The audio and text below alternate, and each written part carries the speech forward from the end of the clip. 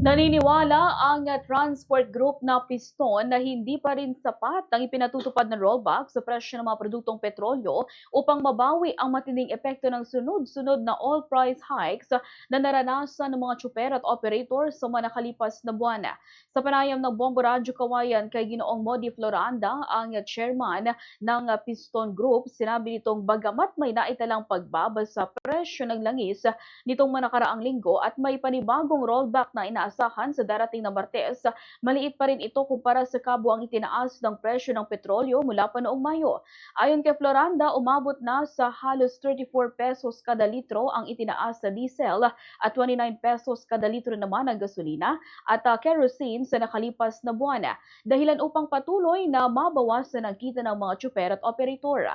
Sinabi niya na malayo pa rin ang kasalukuyang rollback sa tunay na pangangailangan ng sektor ng transportasyon na matagal nang nahihirapan sa mataas na gastusin sa operasyon.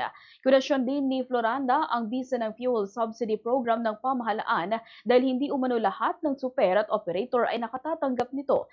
Anya mas mapakikinabangan lamang ng mga kabilang sa mga kooperatiba ang naturang ayuda habang maraming individual na super ang hindi nabibigyan ng kaparehong benepisyo. Dagdag pa niya may mga pagkakataon ding nahihirapan ang ilang super na makakuha ng subsidiya at maging ng mga diskwento sa ilang gasolinahan dahil hindi sila kabilang sa mga kooperatiba o korporasyon. Iginit din ng opisyal na patuloy na nagpapahirap sa mga tsuper ang mga utang at iba pang obligasyong pinansyal, habang ang ilang kooperatiba ay naniningil umano ng mataas na halaga na hindi na kayang bayaran ng ilan. Ayon kay Floranda, mas nakikinabang umano sa kasalukuyang sistema ang malalaking korporasyon at mga dayuhang kumpanya, habang patuloy na nahihirapan ng maliliit na operator at mga individual na tsupera. Dahil dito, nanawagan ng Piston sa pamahalaan na magpatupad ng mas pangmatagalang solusyon upang matulungan ang sektor ng transportasyon sa gitna ng patuloy na pagtaas ng presyo ng mga paunahing bilihin at produktong petrolyo. Ganito bahagi ng pahayag ni Piston Chairman Modi Floranda.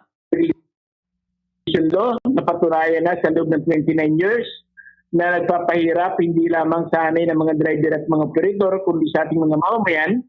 At yung panawagan natin kay Bongbong Marcos at kay Sara Duterte, tanggalin ang isa-stack tampat sa langis na siya nagdudulot ng malaking buwis na binabayaran ng ating mga driver at mga operator. At siyempre tayo ay nananawagan sa ating mga mamamayan na ang laban ng driver laban dito sa mataas na presyo ng petrolyo, laban sa mataas na presyo ng kuryente ay laban ng sambayan ng Pilipino. Kaya tayo po ay nananawagan sa lahat ng public transport, sa publikong transportasyon, hindi usapin na kayo ay nagkooperatiba, nagkorporasyon. Ang usapin po ay biktima tayo ng mataas na presyo ng petrolyo. Magkaisa po tayo, makipagkapit-visit tayo sa ating mga commuters at sa ating mga mamamayan.